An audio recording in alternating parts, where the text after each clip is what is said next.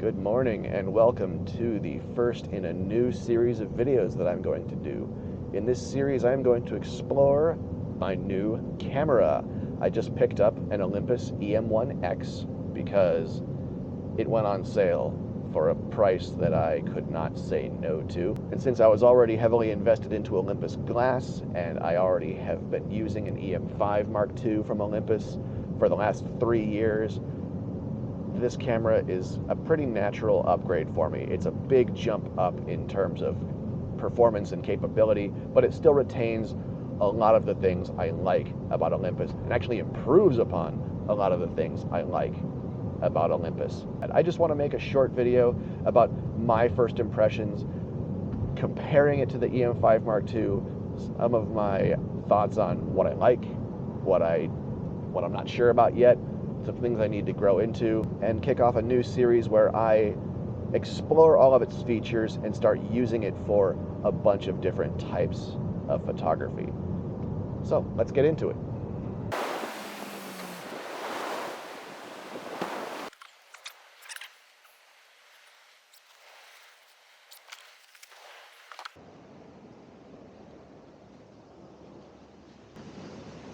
Well, first let's talk about the literal elephant in the room, the size of the camera. It is considerably larger and heavier and bulkier than the EM5 Mark II, but I kind of like it. One of the things I like is that I can actually get all 4 fingers around the grip with room to spare. So even if you have big hands, this is a good camera for you. And when I'm driving a large lens like this, that's kind of nice. I do a lot of vertical shooting, so I like having a vertical grip. That's really nice, and all the controls are duplicated up here on the grip. So I switch my hand, and I don't have to do this anymore. It's got 2 of everything. It's got 2 batteries. It's got 2 memory card slots, so I can shoot twice as long without having to change my batteries. I can shoot twice as long without having to change my memory card. I have 1 card set to store my photos, and I have 1 card set to store my video. So when I get home, it makes it easy for me to separate my files, and hopefully that will speed up my workflow. Another reason I bought this camera is its weather sealing and its overall just professional bomb-proof build quality. I spend a lot of time here at the beach, right next to the water, in the mist, in the salt spray, photographing seascapes, photographing wildlife, so that was really important to me. The battery door and the memory card door have these actual latches you have to lift and turn before the door pops open, and then the whole thing is sealed with an O-ring. They really spent a lot of time making sure this was as weatherproof as it could be. Even the buttons on this camera are bigger and heavier.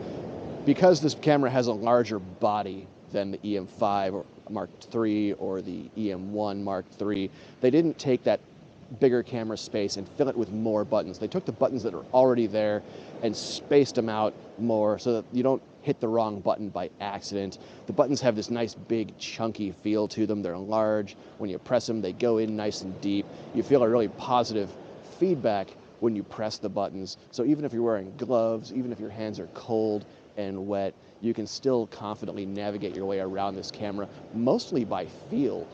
Things like the ISO button are actually textured so that I can tell by feel when I'm on the ISO button instead of the record button.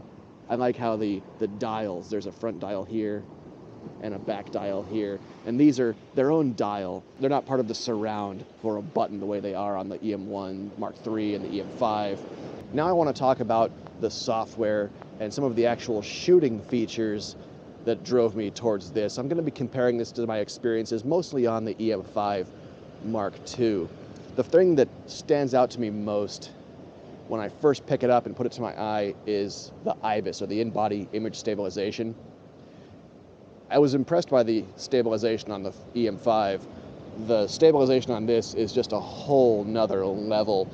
Depending on the lens, Olympus claims 6.5 to 7 stops of equivalent image stabilization, which is insane. When you couple that with the electronic or the digital image stabilization in the video modes, you have to see it to believe it. The next big improvement is the shooting speed, or the frame rate. On the EM5 Mark II, I was able to get off 5 shots per second with autofocus in between each shot. With this, that increased to 18 per second with autofocus in between each shot. If I use the electronic shutter and I don't care about autofocus between each shot, I can get 60 frames per second stills, full-size 20 megapixel raw images per second with this camera. Mind-boggling, absolutely mind-boggling. When you're shooting that fast, you also need to be able to focus quickly, and this camera has way, way better focus than the EM5 Mark II. The EM5 Mark II had contrast detect autofocus. This has phase detect autofocus, just like you have on a DSLR. So it's a lot snappier. It doesn't hunt as much, especially in low light or low contrast. Its ability to lock onto a target and stay on that target, even if that target is not covered by your autofocus point, is pretty impressive. Sometimes the camera gets distracted and the tracking wanders off, but it doesn't happen too often. The last set of features I wanted to talk about are the video features. I plan to do a lot of video and filmmaking with this, using it as my primary camera. So we have a few more video modes than I had available to me with the EM5.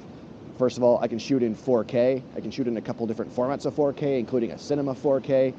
The other thing that really impressed me is that I have 120 frame per second slow motion video in this as well, which is something I really missed on the EM5. I have slow motion on my Insta that I'm shooting with. I have slow motion on my GoPros that I shoot with, but I wanted it on a camera that I could attach longer lenses to. So I now have that functionality, which is cool, but it's not as well implemented as I'd like. I think it's a sign of what was available at the time when Olympus was building this. I get 120 frame per second video, but you don't get a few things. You don't get autofocus while you're shooting slow motion, and you don't record sound when you're shooting slow motion. And the most annoying one, you have to select in the camera the output frame rate you plan on doing. So if I'm shooting in a 24 frame per second timeline, I have to tell the camera, output this 120 at 24 at 1/6 speed. I can also output it at 30, at 50 and 60. So I have some output options, but it's not as simple as just putting it in 120, shooting, and then being able to go back in post and choose what kind of timeline you want to put it in. I've adapted to worse things. I lived this long without slow-mo, so I can adapt to partially implemented slow-mo. So we talked about all the things that I'm excited about with the camera, all the reasons that I bought it, all the cool things that it can do. There are a few tiny little things that kind of bug me. I already talked about one of them, the slow motion feature being kind of crippled. Some of the other things about it they're just little ergonomic things that irk me, and I don't think these are things that are wrong with the camera. I think this is just stuff that I need to grow into, or I need to adapt to. I mentioned earlier that all the buttons are nice and well spaced, except for the ISO and the record button. Two buttons that you kind of use a lot and in conjunction with each other.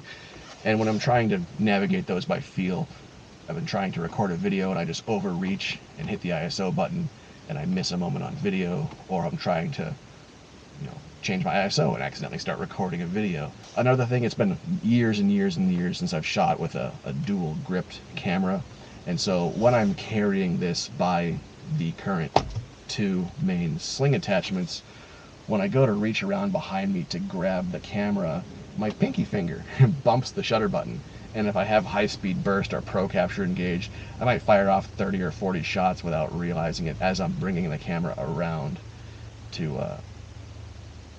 shoot. Those are really the only two gripes, and if those are my only two gripes, then this is an awesome camera. And then I want to end with one of my other favorite features, one of the things that really drove me towards this, that I was sorely missing on my other cameras, and that's the ability to charge via USB. So now between locations, I can just get back to the car and I can just pop a charger into it and be on my way. So with that, I'm going to be on my way. Thanks for joining me. Stay tuned for more videos about the EM1X coming soon. Take care.